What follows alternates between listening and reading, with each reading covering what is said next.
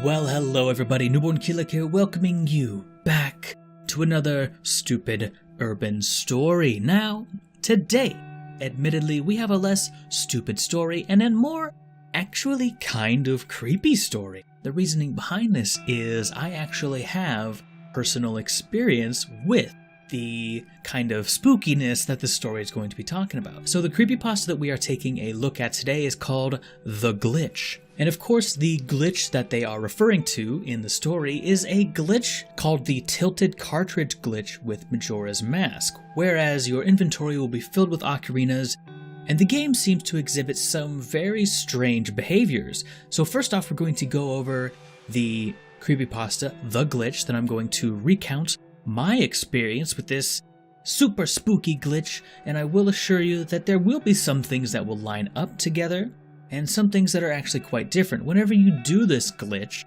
things seem to be kind of random, but at the end of the day, there's always something that will kill Link, regardless of what his health is at, or what his state is, or any other items, or any other thing going on. There's always something that will kill Link. And of course, I'm going to be taking the story apart in stupid urban story fashion, but I actually like this story.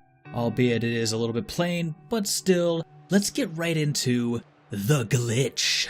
So author here wanted to replay his old Nintendo 64 games. After all, he says, "I love The Legend of Zelda Majora's Mask." How original you are. So there was no question as to what I wanted to play first. After a few minutes of plugging my Nintendo 64 console into the TV, it takes so long, I understand. But author blew off the dust and popped in Majora's Mask, apparently with one side slammed down and the other side still sticking out of the N64 halfway. But the game started as normal, so author picked a slot and started a new game. The intro started normally, wow, extra normal, with Link and Epona in the woods. It continued normally, normal count 3, okay, but it continued normally with Skull Kid appearing and stealing Epona. Link was dragged around while trying to hold on to that horse, but when he was thrown off, he died as soon as he hit the ground, as any normal 10-year-old would, okay? As any normal child would. If you get flung from a horse and land probably on your neck, because let's be honest, you don't have very good balance, you're probably dead. But that is beside the point. Author sat there surprised. How could this happen? It was playing the death music and showed the game over screen. Curious, author pressed continue and ended up back at the forest where you chase Skull Kid. The fact that there's a continue button doesn't seem right to me for some reason, but I can't quite put my finger on exactly why that doesn't seem right. I don't remember. Anywho's it's what. Author says that the health bar was gone and my inventory was full of ocarinas, every slot, instead of being empty, as it should. We don't want any items at the beginning of our game. None. Don't give them to us. But yes, instead of being empty, every slot was an ocarina. Author began to feel uneasy, but kept moving forward until author reached the scene where Link was transformed into a Deku scrub, probably setting off a whole slew of spooky ghosts in the process. The scene ended with Link dying again. Death count like 2 at this point. But anyway, that made author want to shut off the console. However, I didn't, because I'm foolish. And this must just be a glitch, right? Who knows, maybe my family will die. I sure don't.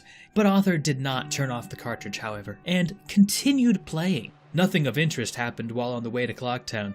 Everything was normal except for my inventory.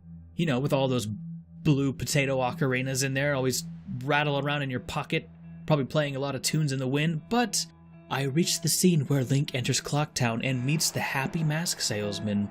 When the scene ended, Link died again, for whatever reason. The author hasn't told us yet, but for whatever reason, he keeps dying. But I continued on, exploring Clocktown. Oddly, everything that used a text box caused Link to die. Well, I guess that's our explanation. People are talking to him. He has anxiety. He just wants to die instead of be involved with all these people. I can relate. Really, I can. Anywho's it's what? Clocktown was relatively fine. Nothing was deranged like in the other stories. You know, all those other stories about the spooky ghosts that go into the Majora's Mask cartridge and awaken Ben from within. But author just died when something happened. There was no health bar and way too many ocarinas, but I kept dying. I eventually reached the Great Fairy. I ran towards the fountain, and she sprang up. Unfortunately, all she said was, "Oh, whoa, whoa, whoa, whoa, whoa, whoa, whoa," and scrambled words. She's probably yelling for help in fairy language, and you're just ignoring that. But Arthur proceeded past the gibberish and got the magic bar, but Link died afterward, of course, because someone talked to him. And at this point, I'm starting to doubt Link's sanity. I mean, if you're actually just hearing, "Oh, whoa, whoa, whoa," and then maybe you're the problem? Just throwing that one out there. The scene, however, repeated endlessly, and I couldn't do anything, so I shut off my Nintendo 64, and that was the end of that.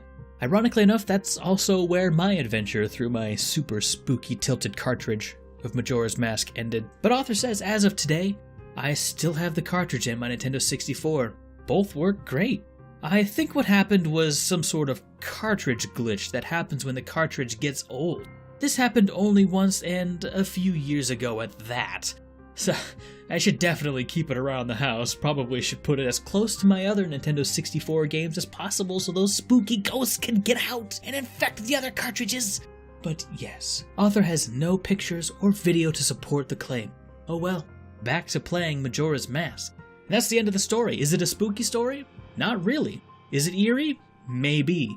Was it poop-inducing to be there in person while this was happening?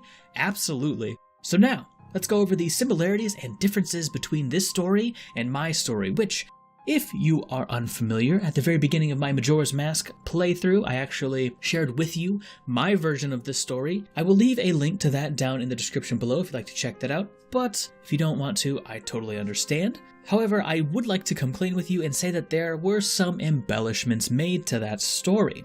However, not as many as you might think. So, if you haven't read the story, basically, I didn't actually get to see what was going on during the horse cutscene, because I was actually off doing whatever else kid me was doing at the time. I don't even remember, really. I don't remember a lot about this story, but what he said happened was that Skull Kid threw the ocarina at him, and then he had a whole bunch of ocarinas in his inventory. Most of this stuff happened to me, however, when I was thrown off the horse, I didn't die. When someone talked to me, I didn't die. Nothing like that happened.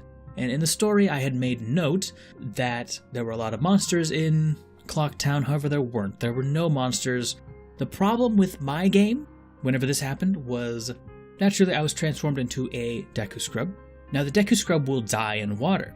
However, the problem with my game here, and what made it actually unplayable, was anytime that I would touch shallow water, so any water that Link could actually walk through, Link would drop dead immediately.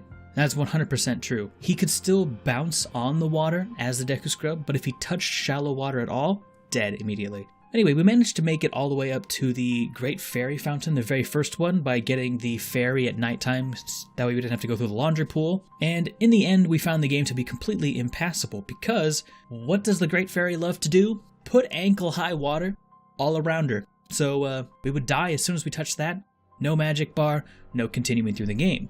Now at this point, we had one of two options. We could try opening the game again, restarting the N64, but my friend really wanted to play the game, and I didn't want to give up my completed save file because I'm not about that life, so he deleted that save file, and we continued on with our life. Sure enough, this is a documented glitch. You can Google this and you will find search results.